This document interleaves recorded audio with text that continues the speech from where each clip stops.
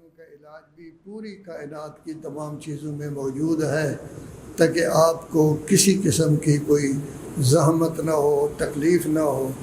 جس چیز کی زیادہ ضرورت ہے اس کو فراوانی کے ساتھ دے دیا ہے، جیسے پانی وغیرہ ہر جگہ موجود ہے تاکہ انسان کسی زحمت میں مبتلا نہ ہو۔ انبیاء آتے رہے، اولیاء آتے رہے، لیکن جب آخری نبی حضرت محمد مصطفیٰ صلی اللہ علیہ وآلہ وسلم 1499 سال پہلے اسی ربیع الاول کے مہینے میں آئے، تو اللہ تبارک و تعالی نے ان کو جو قرآن مجید دیا ہے، اصل دین یہی ہے۔ اسلام قرآن مجید ہے، ہمارا آئین قرآن مجید ہے، ہمارا قانون قرآن مجید ہے۔ ہم اگر قرآن مجید کو سمجھیں گے، اس کے مطابق زندگی بسر کریں گے، ہم آزاد ہوں گے۔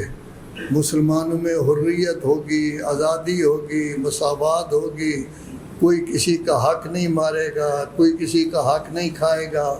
ہر شخص ایک دوسرے کے ساتھ انس کے ساتھ، محبت کے ساتھ، الفت کے ساتھ، پیار کے ساتھ زندگی بسر کرے گا، اور پوری دنیا میں امن ہوگا، کسی قسم کا خوف نہیں ہوگا۔ اسی لیے اللہ تبارک و تعالی نے ارشاد فرمایا ہے فَلْيَعْبُدُوا رَبَّ هَذَا الْبَيْتِ، خانہ کعبہ کے رب کی آپ لوگوں کو عبادت کرنی چاہیے۔ سوال یہ پیدا ہوتا ہے کیوں کریں ہم عبادت اللہ کی؟ اطعمہم من جوع، آپ کے لیے کھانے پینے اور ضروریات کی تمام چیزیں پوری فراوانی کے ساتھ مہیا کی ہیں۔ وآمنہم من خوف، اور آپ کے ملک میں، آپ کے شہر میں، آپ کے گاؤں میں، آپ کے گھر میں امن ہے، اطمینان ہے، سکون ہے۔ تو امن، اطمینان، سکون بہت بڑی نعمت ہے۔ ضروریات زندگی کی فراہمی یہ بہت بڑی نعمت ہے، یہ اللہ تبارک و تعالی دے رہا ہے اگر ہم اس کے قرآن مجید کو اپناتے۔ ہم میں سے ہر شخص، بچہ، جوان، بوڑھا، عورت، بچی، بزرگ عورت، اگر یہ قرآن مجید کو اپناتے، قرآن مجید پر عمل کرتے، آج پوری دنیا میں امن ہوتا، اطمینان ہوتا، سکون ہوتا۔ تو قرآن مجید نے تمام نعمتیں ہمیں دی ہیں، قرآن مجید سے تمام چیزیں ہمیں مل رہی ہیں۔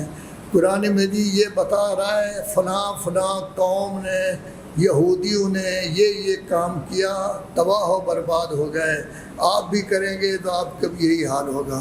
ان میں یہ خرابی پائی جاتی تھی، آپ میں یہ خرابی نہیں ہونی چاہیے۔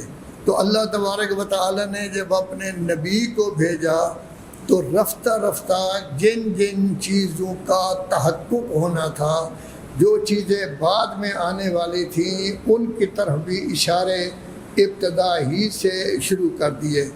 ارشاد رب العزت ہو رہا ہے فَاصْدَعْ بِمَا تُؤْمَرْ وَأَعْرِضْ عَنِ الْمُشْرِكِينَ، اے میرے حبیب آپ کو جو حکم دیا گیا ہے کھلم کھلا اس حکم کو لوگوں کے سامنے پیش کر دو۔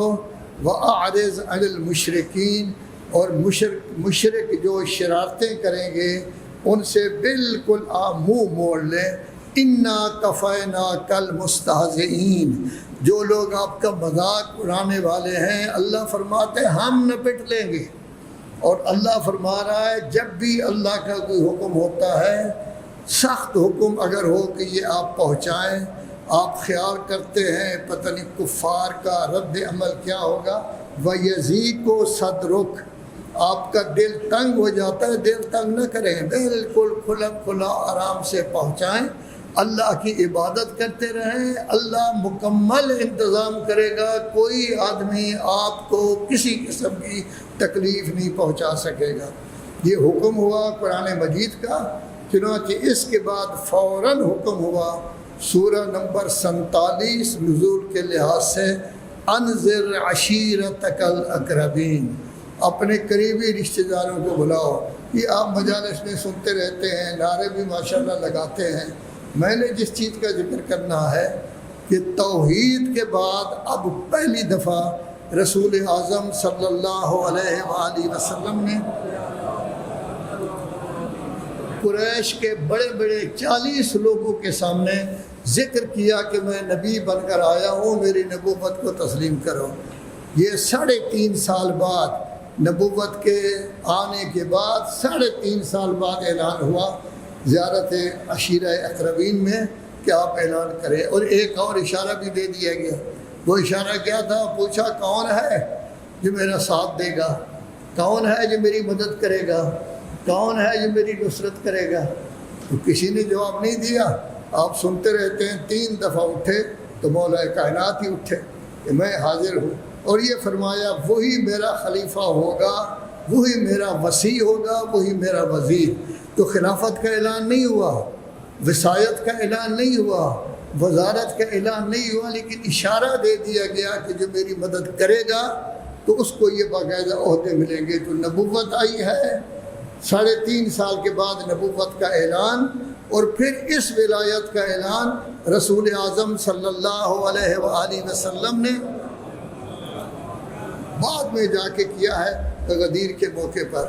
تو گویا اللہ تبارک و تعالی جن جن لوگوں کو آگے کرنا چاہتا تھا اس کا تذکرہ اس صورت میں بھی آ گیا ہے۔ انذر عشیرتک الاقربین، جو صورت 47 نمبر ہے، ابھی مکہ ہے لیکن اس میں ذکر اپنی جگہ پر جو ہے وہ آ گیا ہے، تاکہ لوگوں کو احساس ہو کہ جو بھی مدد کرے گا، اور کسی نے بھی حامی نہیں بھری، اگر حامی بھری ہے تو مولا کائنات نے بھری ہے، لذا یہی وزیر بھی ہوں گے، یہی خلیفہ بھی ہوں گے، یہی وصی بھی ہوں گے۔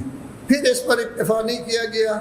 جب 44 نمبر صورت آئی ہے اس میں اللہ تبارک و تعالیٰ نے فرمایا ان الذین آمنوا وعملوا الصالحات سیجعل لهم الرحمن ودا، یقیناً وہ لوگ جو مومن ہیں اور مومن ہونے کے ساتھ ساتھ نیک کام کرتے ہیں، ان قریب اللہ تبارک و تعالیٰ ان کی ود، ان کی مودت، ان کی محبت کا حکم دے گا۔ تو ہم بھی تو مومن ہیں، لا الہ الا اللہ بھی کہتے ہیں، اور رسالت کا بھی اقرار کرتے ہیں، ولایت کا بھی اقرار کرتے ہیں، لیکن مومن کئی قسم کے ہیں۔ مومن ایک ایسے ہوتے ہیں کہ پہلے کافر تھے، بعد میں مومن بنے، 40 سال بعد، 45 سال بعد ان کا ایمان جو ہے وہ اس درجے کا نہیں ہے کہ ان کی محبت واجب ہو۔ بعض ایسے ہیں جو مومن ہیں لیکن کبھی ڈنڈی مار جاتے ہیں، تھوڑا سا جھوٹ بھی بول لیا، تھوڑی سی غیبت بھی کر لی، تھوڑا سا بہتان بھی باندھ لیا، وہ بھی اس میں نہیں آئیں گے۔ کون آئیں گے؟ یہ مومن اور عمل صالح ٹاپ کے، وہ لوگ کہ جنہوں نے اول زندگی سے لے کر ابھی تک نہ کبھی ایمان سے دور ہوئے ہوں نہ عمل صالح سے دور ہوئے ہوں، ان کو کہتے ہیں معصوم، کہ ان قریب اللہ تبارک و تعالیٰ ان کی مودت کا حکم دے گا۔ تو اللہ تبارک و تعالیٰ اشارہ کر رہا ہے کہ یہ سارا کام اپنی جگہ پر ہوگا۔ 45 نمبر صورت میں جب وحی آ جاتی تھی تو رسول اللہ کوشش کرتے تھے کہ وحی کے الفاظ کو ساتھ ساتھ دہراتے رہیں۔ تو اللہ تبارک و تعالیٰ نے کہا وَلَا تَعْجَلْ بِالْقُرْآنِ مِنْ قَبْلِ أَنْ يُقْضَى إِلَيْكَ وَحْيُهُ، جب تک وحی اختتام تک نہ پہنچے آپ قرآن پڑھنے میں جلدی نہ کیا کریں، بلکہ وحی اختتام تک پہنچے گی۔ کیوں؟ سَنُقْرِئُكَ فَلَا تَنْسَى، ہم پڑھا رہے ہیں آپ کو، لذا آپ کے ہاں نسیان یہ اس طرح کی کوئی چیز نہیں ہے، آپ جلدی نہ کیا کریں۔ اور ساتھ ہی ساتھ یہ فرما دیا ہمیشہ دعا کیا کریں میری بارگاہ میں، کیا کہا کریں؟ رب اے میرے پروردگار میرے علم میں اضافہ کر، کیونکہ قرآن مجید آ رہا ہے، ابھی تو یہ 45 نمبر صورت ہے، 114 صورتیں آ رہی ہیں، آ رہا ہے، تو انہیں کہا گیا ہے کہ آپ یہ دعا کیا کریں کہ یا اللہ ہمارے علم میں اضافہ فرما۔ اور پھر اللہ تبارک و تعالی نے 46 میں اشارہ کر دیا ہے اِنَّهُ لَقُرْآنٌ کریم فی کتاب مکنون لا یمسہ الا المطہرون، سورہ واقعہ ہے، اس میں کہا گیا ہے یہ قرآن آپ کے سامنے جو موجود ہے کریم ہے۔ قرآن کو کریم بھی کہا گیا ہے، مجید بھی کہا گیا ہے۔ کریم ہے فی کتاب مکنون، یہ لوح محفوظ کی کتاب میں ہے، لا یمسہ الا المطہرون۔ اس کے دو معنی ہیں، ایک یہ کہ اس کو پاک و پاکیزہ لوگ وضو کیے ہوئے ہوں تو تب اس کو ہاتھ لگائیں، یہ ہمارے لیے ہے۔ ایک ہے لا یمسہ الا المطہرون، اس قرآن کی حقیقت تک نہیں پہنچ سکتے مگر وہی جو اللہ کی طرف سے جن کو طہارت سے نوازا گیا ہے۔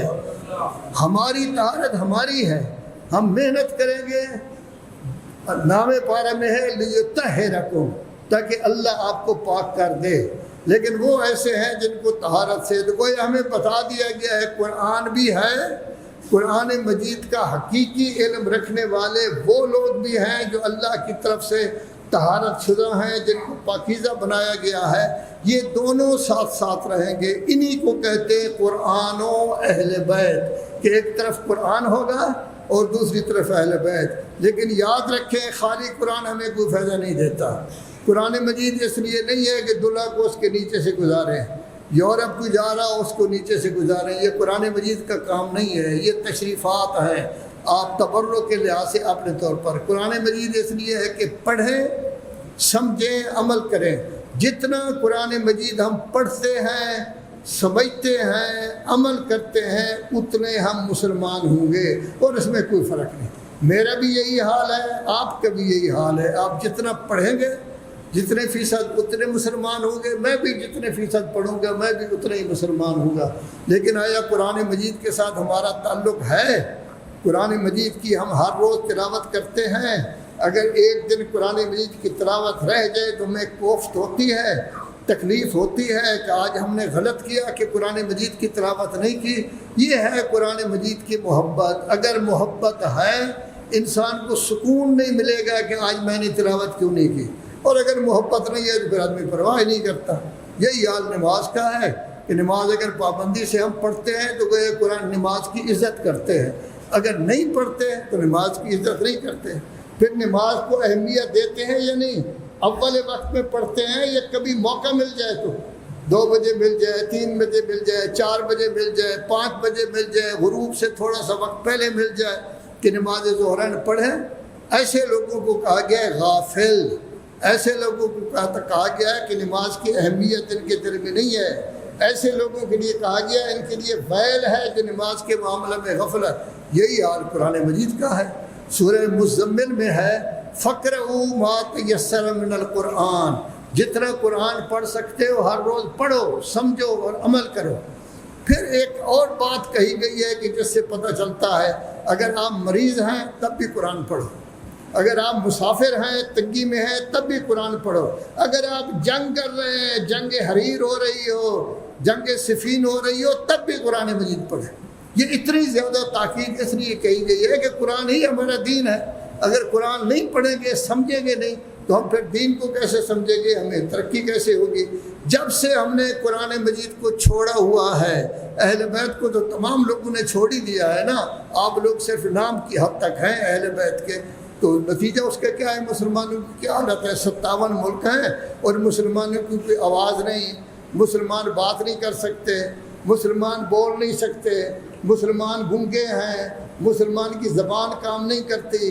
عجیب بات ہے، عجیب بات ہے۔ جو قتل کرنے والے ہیں، حملہ کرنے والے ہیں، ان کو یہ کہتے ہیں جنگ بند کرائیں۔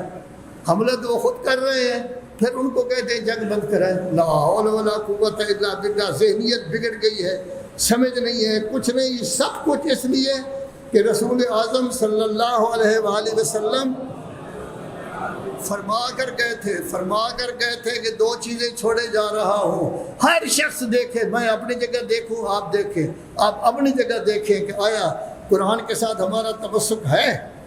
کیا اہل بیت کے ساتھ 40,195 حدیثیں ہمارا تمسک ہے؟ کہ ہم اس میں ٹائم صرف کرتے ہیں؟ ہمارے بچے ماسٹر کر جاتے ہیں، ہمارے بچے CA کر جاتے ہیں، جی 1.5 لاکھ روپے تنخواہ ہو گئی ہے، یہ ہو گیا ہے، وہ ہو گیا ہے۔ کیا قرآن مجید کا ترجمہ پڑھا ہے؟ کیا قرآن مجید کو سمجھا ہے؟ کیا قرآن مجید آپ نے اس کو سمجھایا ہے؟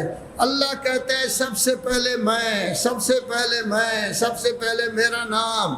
جب بچہ پیدا ہو اذان دو تو سب سے پہلے اللہ اکبر، باقی چیزیں بعد میں. اقامت کا ہو تو اللہ اکبر. بچے کو جب پہلے لفظ سکھاؤ تو اللہ سکھاؤ کہ ہم اس پر عمل کرتے ہیں. نہیں، اذان اقامت کہتے ہیں کیونکہ وہ ایک روٹین ہے بنی ہوئی ہے. ویسے مسلمان ہم کہتے ہیں، لیکن یہ ہے کہ سب سے پہلے اللہ تو نہیں سکھاتے، ہم تو اور چیزیں ان کو سکھاتے ہیں. تو در حقیقت یہ ہے کہ ہم بگڑے ہوئے لوگ ہیں. ہم قرآن کو مانتے ہیں لیکن برائے نام، اہل بیت کو بھی مانتے ہیں تو برائے نام. اہل بیت کے ماننے کا فائدہ یہی ہے کہ ہماری انجمنیں چل رہی ہیں، ہمارے پیسے چل رہے ہیں، فیسیں چل رہی ہیں، لوگ چندہ دیتے ہیں، کھانے بڑے اچھے ملتے ہیں، پلاؤ مل جاتا ہے، زردہ مل جاتا ہے. لیکن قرآن سے ہمیں کچھ بھی نہیں ملتا.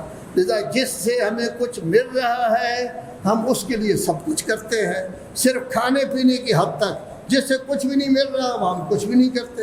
میں خلوص کا انکار نہیں کرتا، لیکن یاد رکھو خلوص بھی ایک حد تک ہوتا ہے. ایک بہت بڑے عالم تھے مولانا محمد باقر صاحب. انہوں نے اپنے ایک شاگرد سید صاحب سے پوچھا، مولانا سید عبدالستار، یہ بھی پرانے زمانے میں میاں والی تھا، آج کل بکھر ہے، وہاں کے رہنے والے تھے. عبدالستار کیا کرتے ہو؟ جی تبلیغ کرتا ہوں. تو استاد صاحب مسکرائے. بزرگ آدمی تھے، سب سے پہلے بزرگ وہی تھے جنہوں نے علم کا سلسلہ شروع کیا. لیکن مدرسہ نہیں تھا، 2 کوٹھے تھے، ایک میں خود رہتے تھے، ایک میں 2-3 طالب علم رہتے تھے. مئی جد وڈی ایک ہوتی تھی، وہ ان کو روٹی دے دیتی تھی. 2-3 طالب علموں کو بھی، ان کو بھی ایک آدمی تھے روٹی دے دیتے تھے. باضابطہ مدرسہ نہیں تھا، سب بڑے بڑے علماء مہینہ 1.5 مہینہ وہاں رہے ہیں. تو وہ پوچھتے ہیں جی کیا کرتے ہیں؟ تبلیغ. تو مولانا عبدالستار صاحب نے کہا، استاد صاحب میں کسی سے پیسے نہیں لیتا، کسی کے ہاں کھانا نہیں کھاتا. چنے بھنے ہوئے میرے پاس موجود ہوتے ہیں، خشک ٹکڑے میرے پاس موجود ہوتے ہیں، انہی کو میں پانی کے ساتھ کھا لیتا ہوں. میں کسی کو کوئی تکلیف نہیں دیتا. کتنی بڑی بات ہے مبلغ کے لیے کہ فیس بھی نہیں لیتا، کھانا بھی نہیں کھاتا، تبلیغ بھی مفت کی جا کے کرتا ہے، بغیر دعوت کے چلا جاتا ہے، وہاں جا کے ایک دن پورا رہتا ہے، کھاتا پیتا نہیں وہ کرتا ہے. تو انہوں نے ایک چیز پوچھی، آپ اس کی طرف توجہ ضرور کریں کہ مجلس آپ کی لگ جائے تو خوشی ہوتی ہے. یعنی کچھ لوگ نعرے بھی لگا دیں، رو بھی لیں، خوشی ہوتی ہے. کہنے لگا ہاں. کہا پھر تو آپ لگنے کے لیے تبلیغ کرتے ہیں، تبلیغ تو نہیں کرتے. یہ ہے تبلیغ کا معیار. اے مجالس کرانے والوں، اے مجھ جیسے مجالس پڑھنے والوں، اے تبرک دینے والوں، اے تبرک کھانے والوں، ہم کہاں کھڑے ہیں؟ ہماری حالت کیا ہے؟ ہماری مجالس کیا ہیں؟ ہمارے یہ سلسلہ کیا ہے جو ہم کر رہے ہیں؟ کھربوں روپیہ خرچ ہوتا ہے، زمین کے چپے چپے پر تبلیغ ہو رہی ہوتی ہے محرم سفر میں، لیکن اس سے ہم نے فائدہ کتنا اٹھایا؟ کتنے غیر مسلمان ہوئے؟ کتنے بے نمازی نماز آپس طرف آئے؟ کتنے لوگ جو غلط کار تھے وہ اچھائی کی طرف آئے؟ کبھی ہم نے یہ دیکھا ہے؟ اگر ہمارے 10 دن 15 دن 30 دن کی مجالس میں ایک آدمی بھی نہیں آیا تو پھر ہم نے کیا فائدہ اٹھایا ہے؟ پھر تو یہ ہے کہ ہم نے کام کیا ہے کیا نہیں. ماغذ نہیں ہے، محتوا نہیں ہے، اندر کچھ کھاتا نہیں ہے، بالائی ساری چیزیں ہیں. وہ جی ہم نے ہر روز کا اتنے لاکھ خط کیا اور اتنے لوگ جمع ہوئے اور یہ ہوا. کہا اس نے کیا ہے؟ کیا پڑھا ہے اس نے؟ کیا اس میں قرآن بھی تھا؟ کیا اس میں حدیث بھی تھی؟ کیا تبلیغ بھی تھی؟ کیا لوگوں کو دین کی دعوت دی گئی تھی؟ کیا اس میں غیر مسلم بھی تھے، ہندو بھی تھے، سکھ بھی تھے؟ کسی نے سنا ہے آپ کی تبلیغ کو؟ یہ صرف آپ ہی لوگ تھے، آپ ہی خرچ کرنے والے تھے، آپ ہی سننے والے تھے. آپ سب کو یہ کر رہے ہیں تو کہاں کھڑے ہیں؟ کس طرح کی ہم تبلیغ کر رہے ہیں؟ کہاں ہم پہنچے ہوئے ہیں؟ لیکن اصل یہی ہے کہ اللہ تبارک و تعالی ہم سے یہی کہتا ہے کہ دیکھو میں نے قرآن کریم بھی دیا ہے آپ کو، اور ایسی شخصیتیں بھی دی ہیں جو قرآن کے حقائق کو جانتی ہیں. وہ استاد ہیں، تشریح کرنے والی ہیں، معلم بھی میں نے خود دیا ہے، سلیبس کی کتاب بھی میں نے خود دی ہے. کتاب بھی پڑھو اور ان کے قول سے استفادہ کر کے اس کی حقیقت کو بھی سمجھو. یہ اگر ہم کریں گے تو اپنی جگہ پر کامیاب و کامران ہوں گے. پھر اللہ تبارک و تعالی نے سورہ نمل میں ایک واقعہ ذکر کیا ہے. یہ سارے واقعے فائدہ کے لیے ہیں، یہ ہمیں سمجھانے کے لیے ہے کہ حضرت سلمان صاحب بیٹھے ہوئے ہیں، چاہتے ہیں کہ تخت بلقیس آ جائے. آپ سنتے رہتے ہیں، یہ واقعات آپ کو یاد ہے، میں تو صرف پرانی اشارہ کروں گا. تو حضرت سلمان نے کہا کون ہے جو تخت بلقیس کو میرے سامنے لائے؟ ایک جن تھا، بھوت، یعنی بہت بڑا جن. قال عفریت من الجن انا آتیک بہ قبل ان تقوم من مقامک. جتنی دیر آپ بیٹھے ہوئے ہیں نا اپنے دفتر میں یا اپنے دربار میں بیٹھے ہوئے، اتنی دیر میں لے آؤں گا. اب ظاہر ہے وہ بادشاہ 8 گھنٹے کی ڈیوٹی تو نہیں دیتا تھا، وہ تو تھوڑی دیر کے لیے آ کے بیٹھتا تھا. تو اس نے یہ کہا کہ میں اتنی دیر میں لانے کے لیے تیار ہوں. لیکن قال الذی عندہ علم من الکتاب، ایک شخص وہاں بیٹھا ہوا تھا جس کے پاس کتاب کا معمولی سا تھوڑا سا علم تھا. انا آتیک بہ قبل ان یرتد طرفک، میں تخت بلقیس آپ کے سامنے پیش کر دوں گا قبل اس کے کہ آپ کی آنکھ جھمکے. تو دیکھا تو تخت بلقیس وہاں موجود تھا. تو اللہ تبارک و تعالیٰ نے حضرت سلیمان کے واقعہ سورہ نمل 19ویں پارہ میں یہ ذکر کر کے کہ یہ بھی ہوتا ہے کہ کچھ ایسی شخصیتیں ہوتی ہیں جن میں کتاب کا علم ہوتا ہے تھوڑا سا، وہ بھی کہتے ہیں بسم اللہ الرحمن الرحیم کا علم تھا. آگے اس کا تذکرہ بھی ہے. حضرت سلیمان نے باقاعدہ بسم اللہ لکھ کر بھیجی ہے وہاں. تو گویا کہ اس نے پلک جھپکنے میں یہ کم کر دیا.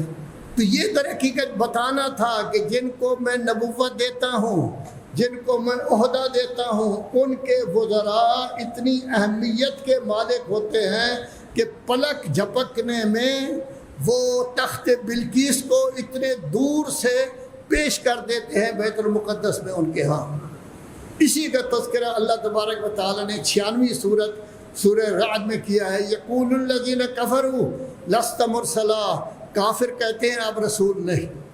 ٹھیک ہے کہتے رہے، نہیں مانتے نہ مانے.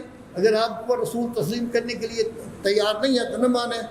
قل کفا باللہ شہیدا بینی و بینکم ومن عندہ علم الکتاب، ان سے کہہ دو آپ کی کوئی پرواہ نہیں، میری رسالت کا گواہ ایک اللہ ہے جس نے مجھے رسول بنا کر بھیجا ہے، اور ایک وہ ہے جس کے پاس الکتاب پوری کی پوری کتاب کا علم ہے.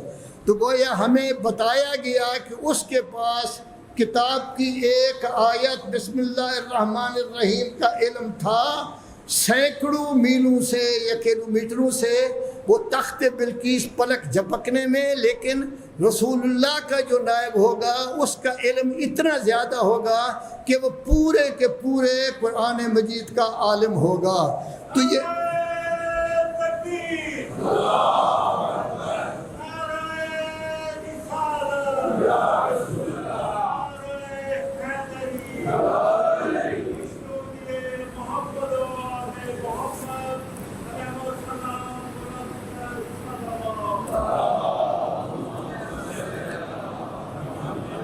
پھر 50 نمبر سورہ بنی اسرائیل 15واں پارہ، اس میں ابتدا ہی سے ذکر کیا گیا ہے سبحان الذی اسریٰ بعبدہ لیلا من المسجد الحرام الی المسجد الاقصی.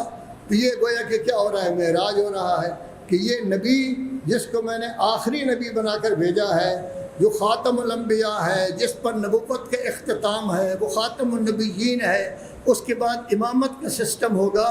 یہ نبی وہ ہے کہ جس کو میں نے معراج کرائی ہے. 23ویں میں بھی معراج کا ذکر تھا، 50ویں میں بھی معراج کا ذکر ہے.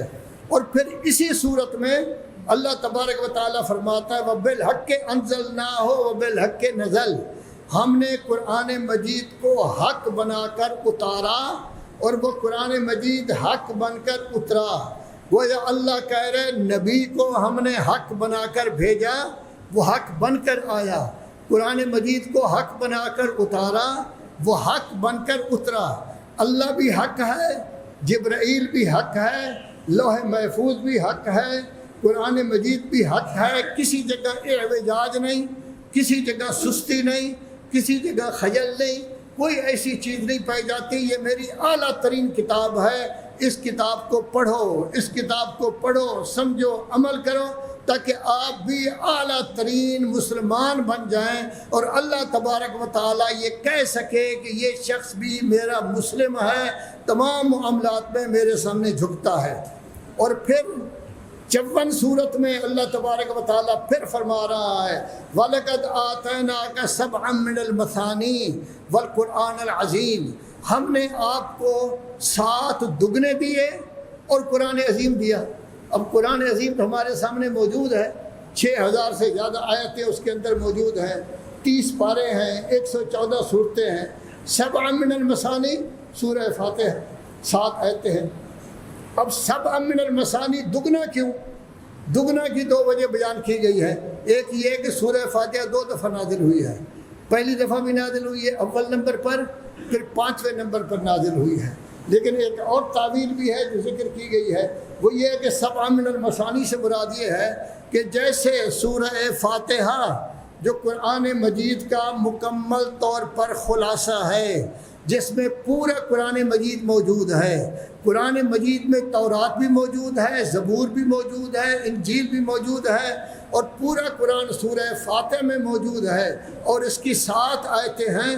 اسی طرح 7 نام ہم نے اور بھی بھیجے ہیں۔ آپ اگر 14 معصومین کے نام شمار کرنا چاہیں، اصل نام 7 ہے، اگرچہ 2 نام، 1 3 نام، محمد بھی 2 ہیں، علی بھی ہیں، حسن بھی، حسن ایک ہی ہے، حسین بھی ایک ہی، حسن 2 ہیں، لیکن سارے کے سارے 7 بنتے ہیں۔ تو گویا ایک طرف 7 نام جن میں 14 معصومین آ جاتے ہیں، اور دوسری طرف 7 آیتیں جو سورہ فاتحہ کی ہیں۔ یہاں دونوں کا تذکرہ کیا گیا ہے کہ ہم نے سورہ فاتحہ بھی آپ کو دی ہے، قرآن عظیم بھی آپ کو دیا ہے، اور 14 معصوم بھی آپ کو استاد بنا کر اس کے لیے بھیجے ہیں، تاکہ آپ اس کی طرف توجہ کریں، پڑھیں، سمجھیں، اس پر عمل کریں۔ اور اسی صورت میں بنی اسرائیل میں ایک قاعدہ بیان کیا گیا ہے، یوم ندعو کل اناس بامامہم، قیامت کا دن وہ ہوگا کہ جب ہم ہر قوم کو اس کے امام کے ساتھ بلائیں گے، جتنی قومیں بھی ہیں ان کو امام کے ساتھ بلایا جائے گا، وہ اپنے اپنے امام کے ساتھ آئیں گے۔ اب دیکھو، آپ مسلمان ایک قوم ہے، آپ کا امام کون ہے؟ آپ تو بتائیں گے ہمارے امام کون ہے۔ مسلمانوں کے جتنے فرقے ہیں، باقی 72 فرقے، کسی سے پوچھو امام کون ہے، کوئی بھی امام نہیں ان کا۔ اگر 4 امام تھے تو وہ ختم ہو گئے، کوئی 2-4 امام اور تھے بنائے تھے، وہ ختم ہو گئے، کسی کا کوئی امام نہیں۔ اس کے ساتھ چھوٹا سا واقعہ تاکہ اس کی اہمیت سمجھ جائے، 2-3 دفعہ میں نے بھی ذکر کیا تھا پہلے بھی۔ استاد العلماء جب وہ رہتے تھے سرگودا سے 12 میل دور جلال پور نگیانہ میں، تو مچھر کھادی ایک جگہ ہے، وہ ہمارے علامہ افضل حیدری صاحب کے فروقہ کے ساتھ ہی ہے، اب اس کا نام کو اور رکھا گیا ہے، مچھر کھادی اس کا نام ہے۔ بلوچ وہاں رہتے ہیں، انہوں نے مجلس کرانی تھی، ٹانگا بھیجا، قبلہ صاحب تشریف لے آئے، زور کا کھانا کھایا دوپہر کو، پھر اس کے بعد لیٹ گئے، اس کے بعد بیٹھے ہیں، مجلس نہیں ہو رہی۔ غروب سے آدھ گھنٹہ پہلے رہ گیا تھا کہ مجلس نہیں ہو رہی۔ انہوں نے پوچھا کہ مجلس کیوں نہیں ہو رہی؟ تو لوگوں نے بتایا کہ خان صاحب گئے ہوئے ہیں، ریچھ اور کتے کی لڑائی ہو رہی ہے، وہ لڑائی ختم ہوگی، اس میں کوئی نہ کوئی فاتح ہوگا، پھر وہ آئیں گے، مجلس شروع ہوگی، ان کی غیر موجودگی میں مجلس نہیں ہو سکتی۔ اور مغرب کے بعد تو مجلس ویسے ہی نہیں ہو سکتی تھی، کیونکہ اس وقت بجلی کوئی نہیں تھی، چراغ ہوتے تھے، چھوٹے سے ڈیوے کہتے تھے ان کو، کبھی لالٹین بڑے لوگوں کے پاس ہوتے تھے، وگرنہ اتنا چھوٹا سا ہوتا تھا چراغ جس سے وہ یہ کام چلاتے تھے، مجلسیں تو نہیں ہو سکتے۔ بہرحال 20 تقریباً 25 منٹ رہ گئے، وہ تشریف لائے، اس وقت مجلس ہوئی، تو مجلس پڑھنے کے لیے بیٹھے، انہوں نے یہی آیت شروع کی، یوم ندعو کل اناس بامامہم، اور مخاطب کر کے نام لیا، میں نام نہیں لیتا، کہ ہر شخص امام کے ساتھ، یعنی ہر شخص جس کے ساتھ محبت رکھتا ہے اس کے ساتھ اس کو اٹھایا جائے گا۔ خان صاحب، آپ ریچھ اور کتے کی بھیڑ سے محبت رکھتے ہیں، آپ کو ان کے ساتھ اٹھایا جائے گا۔ یہ خان صاحب نجف اشرف تشریف لے آئے تھے 60 کی دہائی میں، ہم اس وقت نجف اشرف تعلیم کے لیے گئے ہوئے تھے، کہنے لگا میرے پورے تن بدن کو آگ لگ گئی کہ میں نے مولانا صاحب کو بلایا، میرا ٹانگا گیا، 3-4 میل کا سفر کیا، ان کو لے آیا، کھانا بھی کھلایا، تو انہوں نے تو میری توہین کر دی، لیکن کہنے لگے 1 سیکنڈ میں ٹھیک ہو گیا، کھڑا ہو گیا۔ میں نے کہا فرمایا نماز پڑھا کرو۔ اس نے کہا کہ مجھے تو نماز آتی نہیں۔ تو مولانا صاحب تھے، ان کو کہا ان کو نماز یاد کرو، زکوٰۃ دو، میری جتنی گندم بنتی ہے ان سے جتنی زکوٰۃ بنتی ہے آپ بے شک آج ہی حکم دے دیں، حج کرو۔ کہنے لگا میں آپ کو ساتھ لے جاؤں گا۔ مولانا صاحب نے فرمایا نہیں میں کسی کے ساتھ حج نہیں کرتا، میں اپنی حج خود کروں گا، کسی مولانا صاحب کو ساتھ لے جائیں۔ اس کی پوری زندگی تبدیل ہو گئی۔ ہم اپنے آپ کو دیکھیں، کبھی ایسا تو نہیں ہوتا کہ ہماری مجلسیں لیٹ ہوتی ہیں کہ مغل اعظم فلم لگی ہوئی ہے، وہ ختم ہوگی تو تب مجلس ہوگی۔ میں بھی کسی زمانے میں وسط پورہ خواجگان کے گھر میں مجلس پڑھنے گیا تو کہنے جی 1 گھنٹہ انتظار کرنے پڑے گا کیونکہ مغل اعظم فلم لگی ہوئی ہے، وہ ختم ہوگی تو تب مومنین آئیں گے۔ مغل اعظم فلم ہو یا ریچھ کتے کا بھیڑ ہو، ایک ہی بات ہے، یہ کتے آپس میں لڑائے جائیں ایک ہی بات ہے۔ جس کے ساتھ ہمیں محبت ہے قیامت کے دن ہم اسی کے ساتھ اٹھائے جائیں گے۔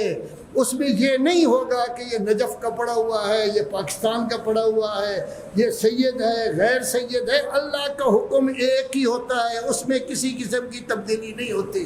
تو ہم اپنے دلوں میں سوچیں کہ قرآن اور اہل بیت کی محبت ہمارے دل میں ہے، قرآن مجید کو ہم نے اپنایا ہے، اہل بیت کی تعلیمات کو اپنایا ہے، جتنا اپنایا ہے اتنا ہی ہم مسلمان ہوں گے۔ ان احسن الحدیث وابلغ الموعظۃ کتاب اللہ۔ اعوذ باللہ من الشیطان الرجیم، بسم اللہ الرحمن الرحیم۔ والعصر ان الانسان لفی خسر الا الذین آمنوا وعملوا الصالحات وتواصوا بالحق وتواصوا بالصبر۔